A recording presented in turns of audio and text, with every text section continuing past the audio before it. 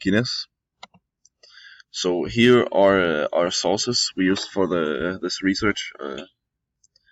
We've made sure that all our sources are reliable in that way that we have used official websites by Guinness, and we have seen that the information we have used has been used in a lot of other websites too. The history of Guinness. In 1759, at the age of 34, Arthur Guinness signed a lease for the St. James Gate brewery in Dublin.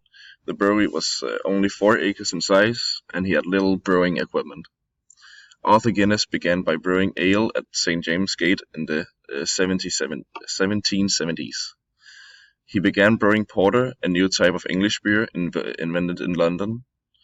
By the time Arthur died in 1803, he built a successful brewing business with a promising export trade. Arthur's business was passed to his son, Arthur Guinness II. Arthur Guinness II continued to develop the business, and in the 1830s, the St. James Gate Brewery became the largest brewery in Ireland.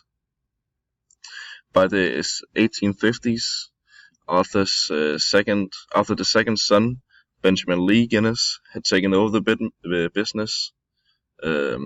Benjamin died in 1868, leaving the business to his son, Edward Cecil Guinness. Edward, like his father, contributed to welfare of the brewery's workforce and the people of Dublin.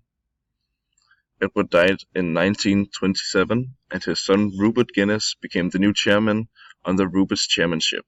The business expanded further afield. In 1997, business merged with Grand Metropolitan in a 24 billion merger. The impact that Guinness had on Dublin and Ireland is extensive, as the largest brewery in Ireland and the world for the time of Guinness has had open doors for thousands of people.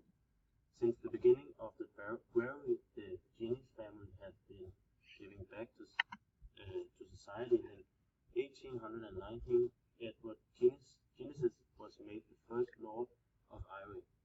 After revealing his title, he created the Guinness and Ireland Trust that provide homes for the poor and poor in London. This was the first slogan that Guinness had: Guinness for strength.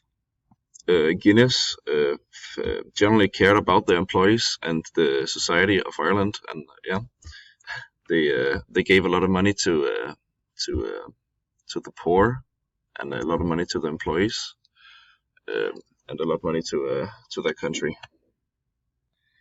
Here we can see that in the start of 2001, they began in 2003 to experience a decrease in their sales in the UK and Ireland,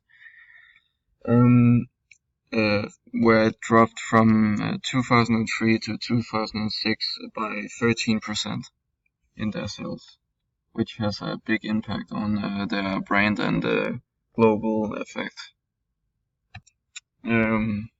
Guinness production. They use, like all other beer productions, they use a special yeast, which is named Guinness yeast. They also use hops, and they use barley grains, which they crush, and they actually have a bond with 3 generations of farmers, where they deliver the barley grains to them.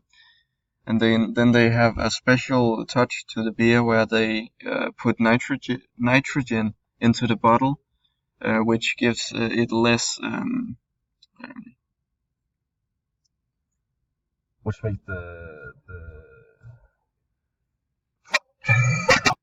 it gives a special touch to the foam. Sorry.